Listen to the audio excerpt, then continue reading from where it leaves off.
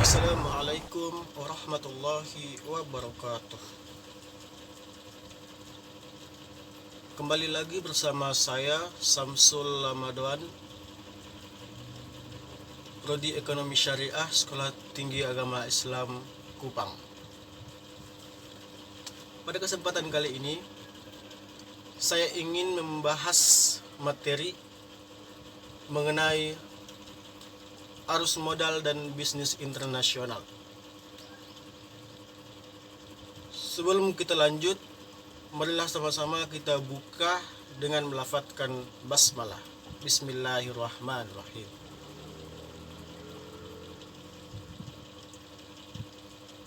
Kita lanjut ke materinya.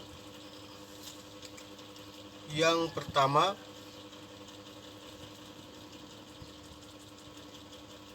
pengertian arus modal internasional. Arus modal internasional adalah hubungan timbal balik antara transaksi perdagangan barang internasional dan modal sebagai salah satu faktor produksi tertentu akan menimbulkan arus modal secara internasional karena adanya suatu negara yang memiliki banyak modal dan ada pula yang mengalami kelangkaan modal. Secara umum, arus modal internasional ini dapat bersifat sebagai berikut. Yang pertama, portofolio investment, yaitu arus modal internasional dalam bentuk aset-aset finansial seperti saham, obligasi, dan komersial paper lain. Terus yang kedua, yaitu investasi asing langsung. Investasi asing langsung ialah investasi real dalam bentuk pendirian perusahaan, pembangunan pabrik, pembelian barang modal, tanah, dan bahan baku, dan persediaan di mana investor terlibat langsung dalam manajemen perusahaan dan mengontrol penanaman modal tersebut. Perbedaan utama antara investasi asing langsung dan investasi portofolio adalah sebagai berikut.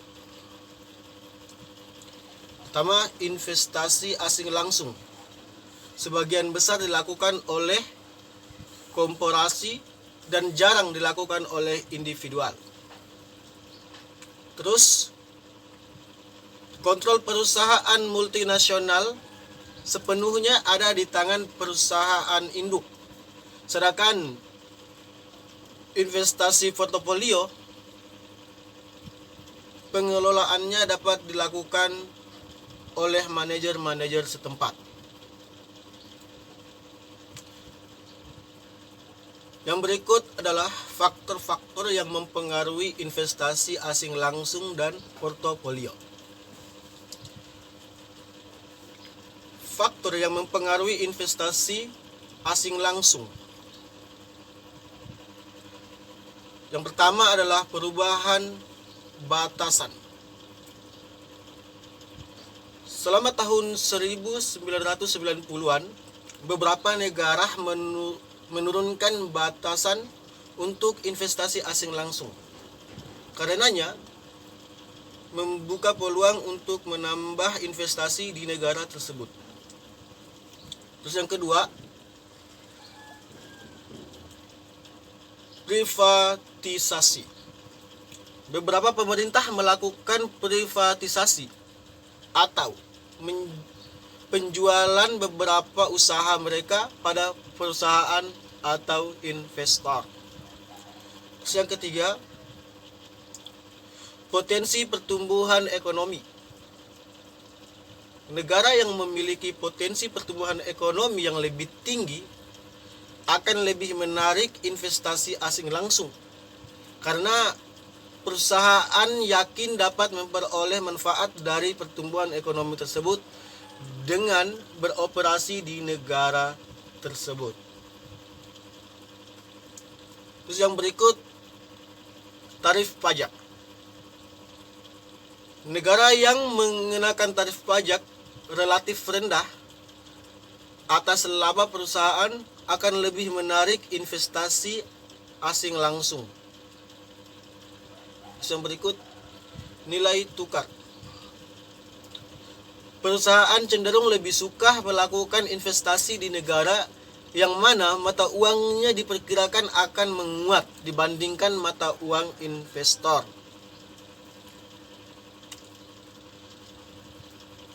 Lalu, faktor-faktor yang mempengaruhi investasi portofolio internasional. Yang pertama, mengenai tarif pajak atas bunga atau dividen. Investor umumnya lebih suka melakukan investasi pada negara yang tarif pajak atas pendapatan bunga atau dividen relatif rendah. Selanjutnya, tingkat bunga. Investasi portofolio juga dipengaruhi oleh tingkat bunga. Terus yang berikut, kurs mata uang. Ketika para investor berinvestasi dalam sekuritas di negara asing, tingkat pengembangan negara dipengaruhi oleh perubahan nilai sekuritas dan perubahan nilai tukar dari suatu mata uang sekuritas tersebut. Yang berikut adalah karakteristik arus modal internasional. Pertama, neraca pembayaran. Neraca pembayaran merupakan ringkasan transaksi pada suatu negara tertentu antara warga negara domestik dan asing pada suatu periode tertentu. Yang kedua, neraca berjalan. Neraca berjalan mencerminkan ringkasan arus dana antara suatu negara tertentu dengan negara-negara lain yang disebabkan oleh pembelian barang ataupun jasa atau cadangan laba dalam bentuk aset keuangan. Yang ketiga, neraca modal. Neraca modal adalah ringkasan arus dana yang berasal dari penjualan aset antara satu negara dengan negara-negara lain selama suatu periode tertentu. Masuk ke poin yang berikut mengenai bisnis internasional. Bisnis internasional itu sendiri merupakan suatu kegiatan bisnis yang dilakukan antara negara yang satu dengan negara yang lain. Klasifikasi bisnis berdasarkan aktivitas yang dilakukan dalam menghasilkan keuntungan adalah sebagai berikut. Yang pertama, manufaktur. Manufaktur adalah bisnis yang memproduksi produk yang berasal dari barang mentah dan komponen-komponen kemudian dijual untuk mendapatkan keuntungan. Terus yang kedua, bisnis jasa. Bisnis jasa adalah bisnis yang menghasilkan barang intangible atau tak berwujud yang mendapatkan keuntungan dengan cara meminta bayaran atas jasa yang mereka berikan. Terus yang berikut, pengecer dan distributor adalah pihak yang berperan sebagai perantara barang antara produsen dengan konsumen. Lalu selanjutnya, bisnis pertanian dan pertambangan ialah bisnis yang memproduksi barang-barang mentah seperti tanaman atau mineral tambang. Terus yang berikut, bisnis finansial. adalah bisnis yang mendapatkan keuntungan dari investasi dan pengelolaan modal. Lalu selanjutnya bisnis informasi, yaitu bisnis penghasilan keuntungan terutama dari penjualan kembali properti intelektual. Terus yang berikut, utilitas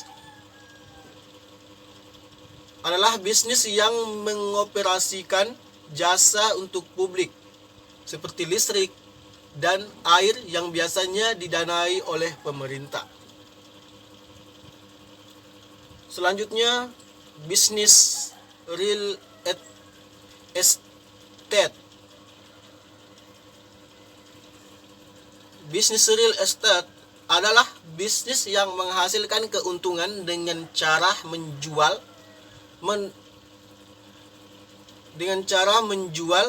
menyewakan, dan mengembangkan properti, rumah, dan bangunan. Yang berikut, bisnis transportasi adalah bisnis yang mendapatkan keuntungan dengan cara mengantarkan barang atau individu pada suatu lokasi ke lokasi yang lainnya. Lalu masuk ke poin yang berikut mengenai hakikat bisnis internasional. Transaksi bisnis seperti ini merupakan transaksi bisnis internasional. Nah, transaksi bisnis itu dilakukan oleh suatu perusahaan dalam suatu negara dengan perusahaan lain atau individu di negara lain disebut pemasaran internasional atau international marketing. Pemasaran internasional berbeda dengan bisnis internasional, yaitu pandangan internasional. Yang kedua, pemasaran internasional. Yang ketiga, alasan pelaksanaan bisnis internasional. Nah, dari alasan pelaksanaan bisnis internasional tersebut, alasan negara melakukan perdagangan internasional antara lain masalah mobilitas faktor produksi, dan yang kedua, masalah batas-batas negara yang berdaulat, dan yang ketiga, masalah transport cost. Lalu berikutnya mengenai tahap-tahap dalam memasuki bisnis internasional. Adapun tahap tersebut secara kronologis adalah sebagai berikut. Yang pertama, ekspor insidental. Dalam rangka untuk masuk ke dalam dunia bisnis internasional, suatu perusahaan pada umumnya dimulai pada suatu keterlibatan yang paling awal, yaitu dengan melakukan ekspor insidental. Lalu yang kedua, ekspor aktif. Tahap terdahulu itu kemudian dapat berkembang terus dan kemudian menjalankan hubungan bisnis yang rutin dan kontinu, dan bahkan transaksi tersebut makin lama akan semakin aktif. Yang berikut, penjualan lisensi. Tahap berikut adalah tahap penjualan lisensi. Dalam tahap ini, negara perdagangan menjual lisensi atau merek dari produknya kepada negara penerimaan. Terus yang berikut, franchising. Tahap berikut ini merupakan tahap yang lebih aktif, yaitu perusahaan di suatu negara menjual tidak hanya lisensi atau merek dagangannya saja, akan tetapi lengkap dengan segala atributnya, termasuk peralatan, proses produksi, dan lain-lain sebagainya. Yang berikut, pemasaran di luar negeri. Nah, tahap berikut ini adalah bentuk pemasaran di luar negeri. Nah, bentuk ini akan memerlukan investasi manajemen serta keterlibatan yang lebih tinggi, karena perusahaan pendatang harus aktif dan mendiri untuk melakukan manajemen pemasaran bagi produknya di negeri asing. Terus yang berikut, produksi dan pemasaran di luar negeri. Tahap yang terakhir adalah tahap yang paling intensif dalam keterlibatan diri pada bisnis internasional, yaitu tahap produksi dan pemasaran di luar negeri. Nah, tahap ini juga disebut sebagai total international business. Langkah yang berikut, poin yang berikut mengenai hambatan dalam memasuki bisnis internasional. Yang pertama, beberapa hambatan dalam bisnis internasional yaitu batasan perdagangan dan tarif bea masuk. Yang kedua, perbedaan bahasa atau sosial budaya. Yang ketiga, kondisi politik dan hukum atau perundang-undangan. Terus yang keempat, hambatan operasional. Hambatan perdagangan atau bisnis internasional yang lain adalah masalah operasional, yakni transportasi atau pengangkutan barang yang diperdagangkan ke suatu negara yang lainnya. Lalu yang berikut, poin yang berikut mengenai perusahaan multinasional. Perusahaan multinasional pada hakikatnya adalah suatu perusahaan yang melaksanakan kegiatan secara internasional atau dengan kata lain melakukan operasinya di beberapa negara. Nah, perusahaan macam ini sering disebut multinational corporation atau MNC. Setiap negara akan terpengaruh oleh tindakan yang dilakukan oleh negara lain.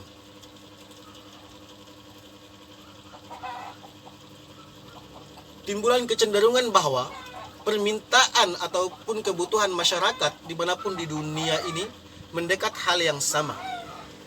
Nah, kebutuhan akan barang-barang konsumsi atau untuk kehidupan sehari-hari cenderung tidak berbeda dengan negara-negara yang lainnya.